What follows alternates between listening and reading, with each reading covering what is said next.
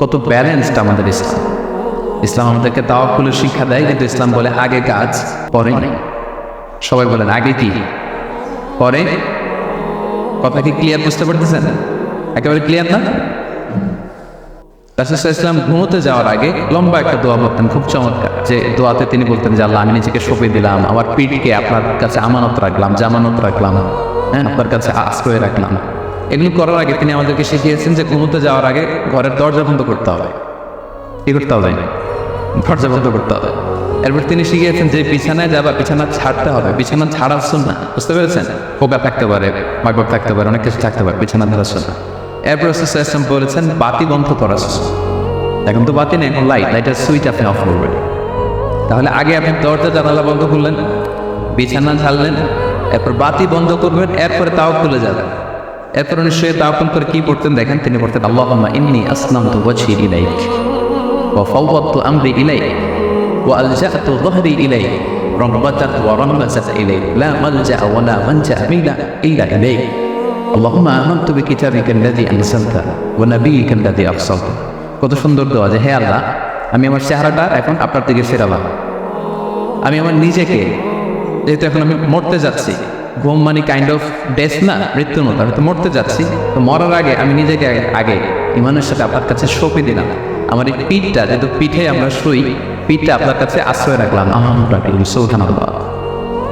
রাসূল শুয়ে নিজেকে তফিদ করেননি, আল্লাহর কাছে সঁপে দেন। আগে কিছু কাজ করেছেন, দরজা জানলা বন্ধ করে, বিছানা ছেড়ে, লাইট অফ করে, তারপরে তিনি বলতেন আল্লাহ, আমি নিজেকে আপনার কাছে সঁপে দিয়ে আমি তাওয়াক্কুল করলাম। এবার তাওয়াক্কুল ব্যাপারটা বুঝতে পেরেছেন না, যে আগে কাজ করতে হয় পরে তাওয়াক্কুল। তাওয়াক্কুলের সবচাইতে চমৎকার ডেফিনিশন দিয়েছেন ইসলামের দ্বিতীয় খলিফা সাইয়েদনা ওমর ফারুক রাদিয়াল্লাহু তাআলা। উনি একবার ইয়ামান থেকে আসা কিছু লোকদের সাথে সাক্ষাৎ করলেন মসজিদে নববীতে। জোহরের সালাত শেষে উনি দেখলেন যে সবাই যার যার কাজে চলে যায়, কিন্তু ইয়ামানে কিছু লোক গোল হয়ে বসে শুধু তাজবীহ পড়ে।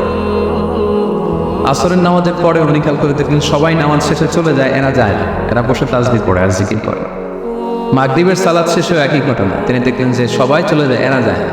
ওমর ফারুক রাদিয়াল্লাহু তাআলা একটু কিউরিয়াসিটি, আউট অফ কিউরিয়াসিটি উনি গেলেন তাদের কাছে, যে বললেন মান আনতুম, তোমরা কারা? তারা উত্তরে বলল নাহনু আল মুতাওয়াক্কিলুন, আমরা আল্লাহর উপর তাওয়াক্কুলকারী। তারা কি বলতো?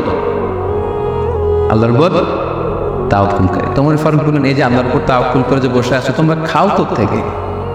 ফুড আসে কোত্থেকে? তো এরা বললো আমাদের জিকির আজকার তাজবি বুজুর্গি দেখে আশেপাশের লোকজন খাবার দিয়ে যায়, ওটা খাই। ওমর ফারুক বললেন তাহলে তো তোমরা আল্লাহর উপর তাওয়াক্কুল করো নাই, যারা বকবুজ দিয়ে যায় ওইটার উপর তাওয়াক্কুল করছে। ইন্নামাল মুতাওয়াক্কিলুল্লাযী ইউলকি হাব্বাতান ফিল আরদি সুম্মা ইয়াতাওয়াক্কালু আলাল্লাহ। আসল তাওয়াক্কুলকারী তো সে যে জমিনে যে আগে বীজ রোপণ করবে, তারপরে ফসলের জন্য আল্লাহর উপর তাওয়াক্কুল করবে। এখন আপনি ফসল খেতে যে বসে মাথার মধ্যে হাত দিয়ে তাওয়াক্কুল করে বসে আছেন, মাটির ভেতর থেকে ধান উঠবে নাই, গম উঠবে, ডাল চাল কিছু পাওয়া যাবে? যাবে না। তার মানে মাঠের মধ্যে যে বসে আল্লাহ ভরসা করলে এখান থেকে ফসল আসবে না।